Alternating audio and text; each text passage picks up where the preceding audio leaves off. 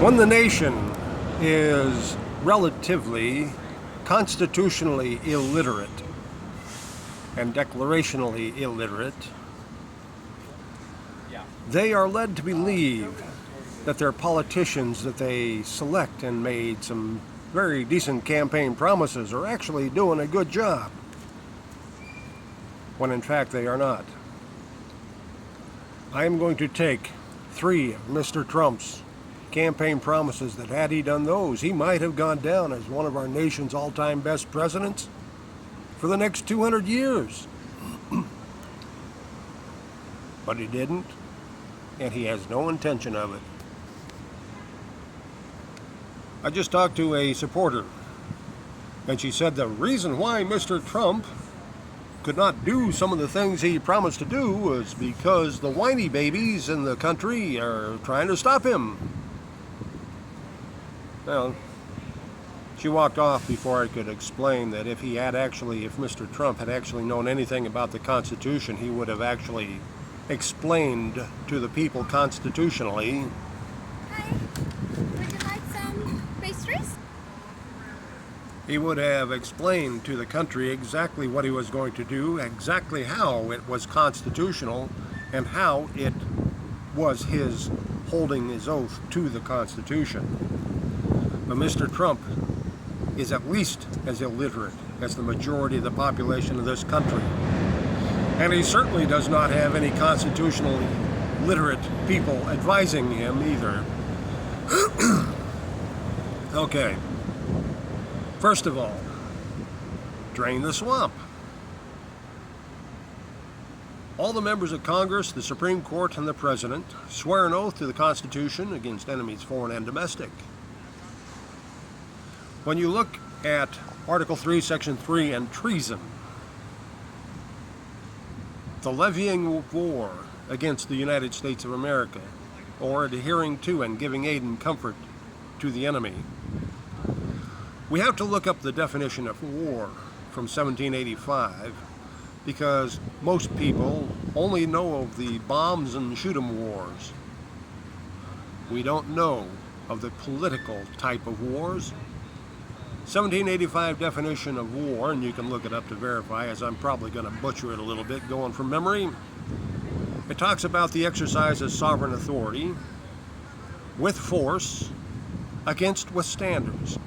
Then it goes on to state that power, force, and resistance are the necessary elements of war. The legislative body exercises a sovereign power, the power to make laws, which was delegated to the legislative branch by way of the Constitution. Then police officers armed with force and ever-increasing violent force are enforcing those unconstitutional laws against withstanders, the resistance that are trying to stop this. So when Congress passes unconstitutional bills, and there are plenty of them, the Patriot Act and the Affordable Care Act and the ICE, whatever we want to call it, are all unconstitutional acts of government, of which the people responsible for passing those bills into law, including previous presidents and Supreme Court judges, can be arrested for treason against the United States of America for levying war against us, the nation, by trampling and destroying our rights. But the military is also guilty of treason of the second part by adhering to and giving aid and comfort to those domestic enemies who have declared war against the people of the United States of America, because they do nothing to hold those traitors accountable to the Constitution. The oath means something when it's actually used, but we have not had anybody in this country use that oath. We require them to take it. The Constitution demands it of them. But what good is it if they do not actually honor the Constitution? The drain the swamp simply means that anybody in an elected office who did not get the majority of the total number of total number of registered voters' consent has stolen that office, because the Declaration is the only contract that can dictate the terms of how the people's votes are supposed to be counted, because that is the contract among us with respect to how our votes are supposed to be counted. That clause states consent of the governed, which requires the total body, in this case registered voters, the majority of the total body of registered voters, to say yes to the same person or the same thing, or it's supposed to fail for lack of consent. Mr. Trump could also have removed every member of the United States Supreme Court for their treason with regard to Amendment 6 and the court rule that states that petty criminal offenses can be tried by a judge without a jury, when Amendment 6 says exactly the opposite. That is a constitutional way to drain the swamp. What about the biggest tax break for the working class since the income tax amendment was passed? I'm going to assume, and we all know what that means, I am going to assume that Amendment 16 was legitimately ratified according to Article 5 of the Constitution. And now I'm going to prove to you that it violates the United States Constitution, the income tax. 1. By definition, income does not include wages, because wages is a compensation for labor.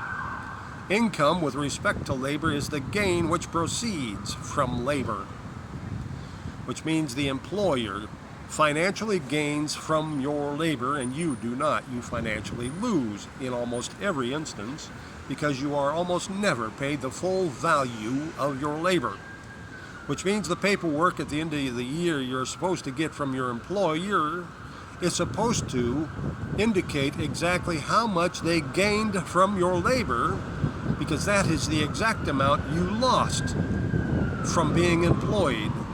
And that amount can be deducted against any other gains and income that you may actually have. Now, I'll let that play through.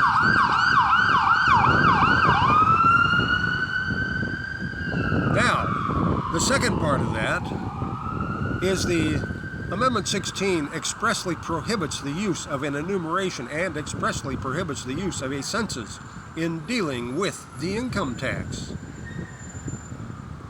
When you read the Constitution thoroughly for comprehension, you will realize that the word census does appear in the Constitution twice. The second time is in Amendment 16, expressly prohibiting its use. The first time is in Article 1, suggesting its use, but it's also alongside an enumeration or a census before herein granted. So neither of those are actually granted. You have to actually reread the first part of the Article 1 to find out whether it was a census or whether it was an enumeration that was actually granted. You will find out that it was only an enumeration, and it explicitly details the exact information that can be collected in that enumeration. The counting of heads with respect to each state to determine how many representatives in the House of Congress, or the House, or the Congressional House of Congress, each state will have in the House of Representatives. Well, you got what I mean. And that is all. Yes, an enumeration most definitely is part of a census. But a census, the definitions that date all the way back to Roman time and practice, is the accumulation and the gathering of all sort of data. But the Constitution does not authorize authorize Congress to gather your financial data, your estate values, your bank accounts, your religion, your education, etc., etc., etc. That all is a census that the Constitution has not authorized. But if that does not get you, Congress is doing two forms of censuses. One, once every 10 years that everybody recognizes as a census that is not authorized.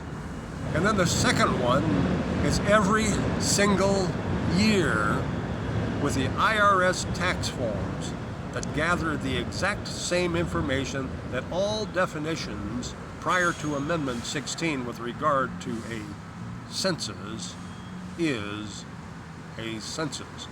The gathering of births, deaths, estate values, etc. is all a census, which is prohibited.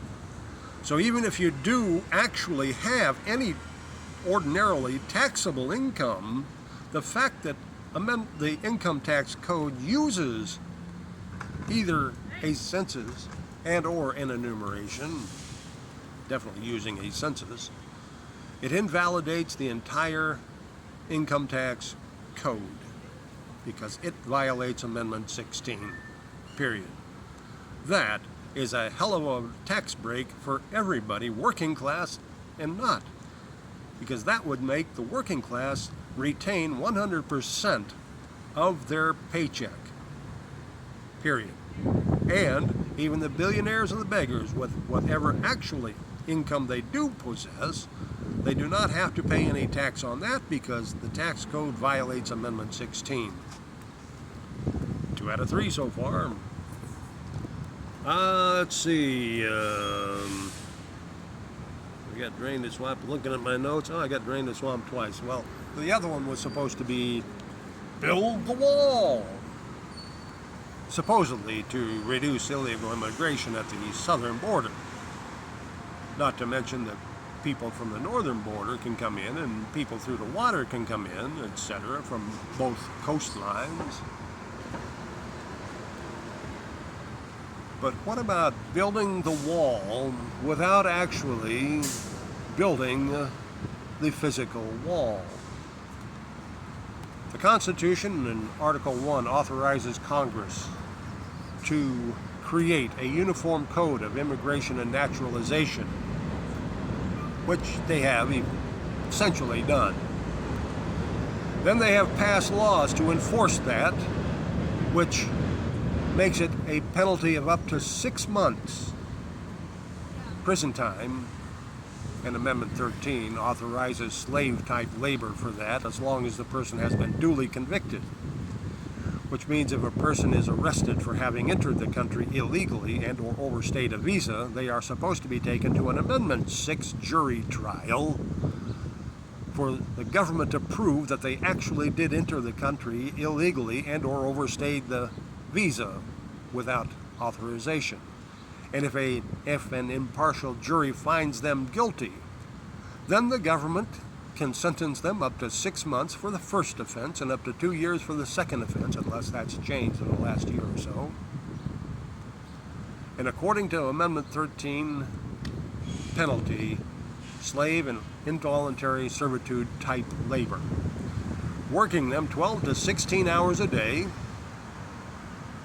digging ditches, mowing lawns, whatever hard labor can be found, so as we don't have to pay contractors to do these menial tasks. And then shipping them back to their country of origin or their country of residence or citizenship.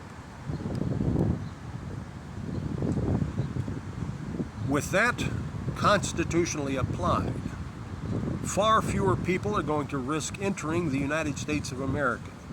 And many of those who are in the country illegally will not risk being found and tried and then sentenced to jail or prison and then being returned home, which means a lot of them will self-vacate to save a lot of hassle.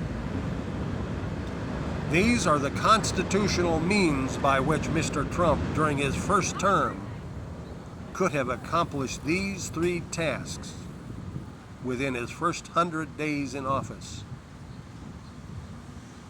But he had no intention of doing so, and if he did, he had no idea how to make them happen. So, I can see why the country likes the campaign promises, and they assume Mr. Trump is doing a good deed because their taxes were reduced when they should have been eliminated. The Drain the Swamp was not even touched, but, well, actually it was touched. It was just muddied up with more mud and grit and slime and corruption. And build a wall long ways from happening. Constitutionally speaking,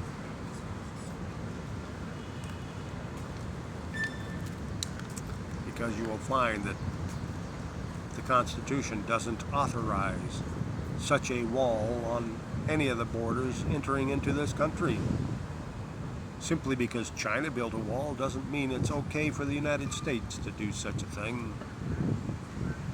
We have various laws and means by which to control it, to regulate how many people enter this country for work or not, to protect the citizens of this country so we don't have a high unemployment rate as well as a high illegal immigration rate. This has gone about 6-7 minutes longer than I intended, but I think I covered them and didn't deviate too far. If you're still looking, ask yourself why you still support Mr. Trump, knowing that there were solutions available a long time before he took office. And if you still like Kamala Harris or Joe Biden or Michelle Obama or Barack Obama or Bill Clinton or any of the other presidents before, start looking at the Constitution and then comparing the actions of those presidents against the Constitution itself. Not what you think was right, but whether the Constitution actually authorized their activity. Because without constitutional authorization, whether you like it or not, it is an act of treason to violate that Constitution. If you think the government needs additional powers, then start proposing a constitutional convention to grant those powers.